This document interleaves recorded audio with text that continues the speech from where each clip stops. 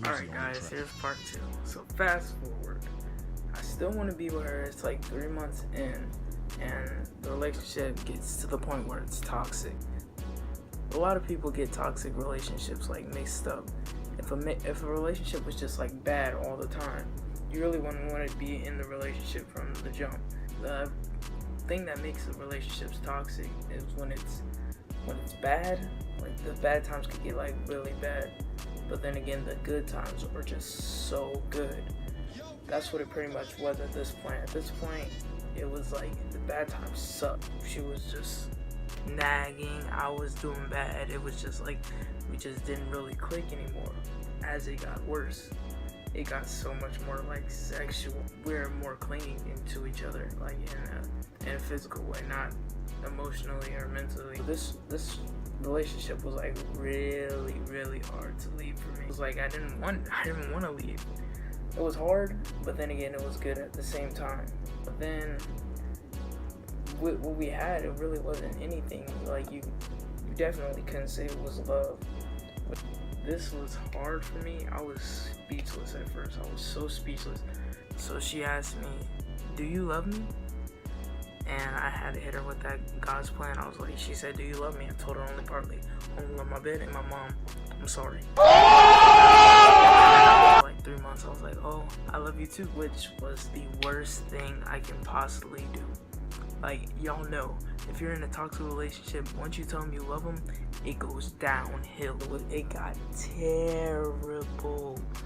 It was just like lies on top of lies. She started playing me like it was Fortnite, like no joke. Like she was running my life, and she wasn't even running it a good way. She was running it down. She was like talking to other guys.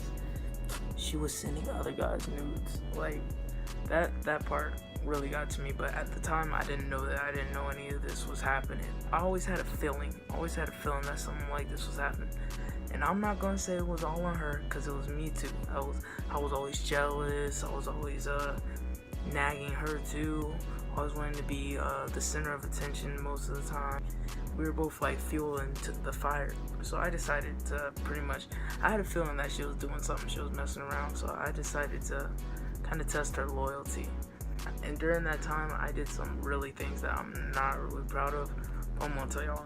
I would like leave her, like usually when she got off the bus, and I would like come to school, we would like meet up, or like I would meet her in the cafeteria, or meet her at where the buses come, like the bus loop.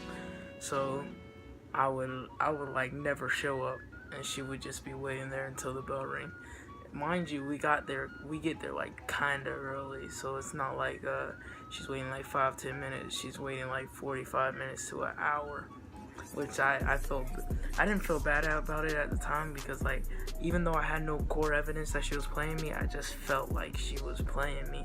So we had the class together, we had the 4A class together, and we usually were like partners on everything. I would never want to be her partner. I would never hold her hand, walk her to class, nothing like that. But we were still together.